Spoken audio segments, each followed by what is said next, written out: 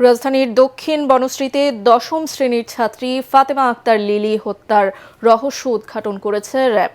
বাবার হোটেলের কর্মচারী মিলনের অনৈতিক প্রস্তাবে রাজি না হওয়ায় খুন হতে হলো লিলিকে।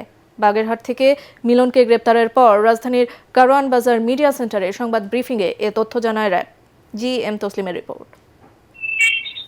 পরিবারের সন্দেহের সূত্র ধরে বনশ্রীর আলোচিত স্কুল ছাত্রী হত্যার রহস্য উদ্ঘাটন করল র্যাব। হত্যার সাথে জড়িত লিলির বাবার খাবার হোটেলের কর্মচারী মিলন মল্লিক। ঘটনার পর বাগেরহাটে বোনের বাসায় আত্মগোপন করে মিলন। পরে তথ্য প্রযুক্তি ও গোপন তথ্যের ভিত্তিতে তাকে গ্রেপ্তার করে ঢাকায় নিয়ে আসে র্যাব। রাজধানীর কারওয়ান বাজারে সংবাদ সম্মেলনে র্যাব ৩-এর অধিনায়ক জানান, মিলন প্রাথমিক জিজ্ঞাসাবাদে হত্যার বিষয়ে স্বীকারোক্তি দিয়েছে।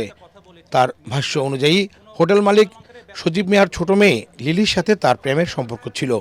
এর মধ্যে ২ মেয়েকে ঢাকায় রেখে স্ত্রী, ছেলে ও ছেলের বউসহ গ্রামের বাড়ি হবিগঞ্জে যান সজীব মিয়া। ফাঁকা বাড়িতে সুযোগ পেয়ে গত শুক্রবার রাতে খাবার খেতে এসে ফাতেমাকে নিয়ে পালিয়ে যাওয়ার প্রস্তাব দেয় মিলন। তার প্রস্তাবে রাজি না হয়ে উল্টো গালমন্দ করায় ক্ষিপ্ত হয়ে পরদিন ধারালো অস্ত্র দিয়ে গলায় জখম করে হত্যা করা হয় লিলিকে।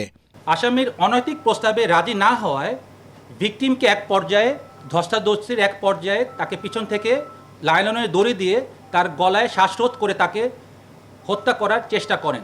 ভিকটিমের চিৎকার চেঁচামেচির লোক সমাগম হওয়ার ভয়ে রান্নাঘরে থাকা বটি দিয়ে আসামি ভিকটিম গলা কেটে হত্যা করেন।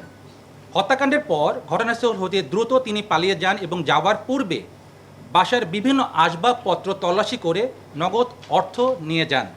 প্রাথমিক জিজ্ঞাসাবাদে গ্রেফতারকৃত আসামি মোহাম্মদ মিলন মল্লিক এই হত্যাকাণ্ডের সাথে জড়িত থাকার অভিযোগ স্বীকার করেন।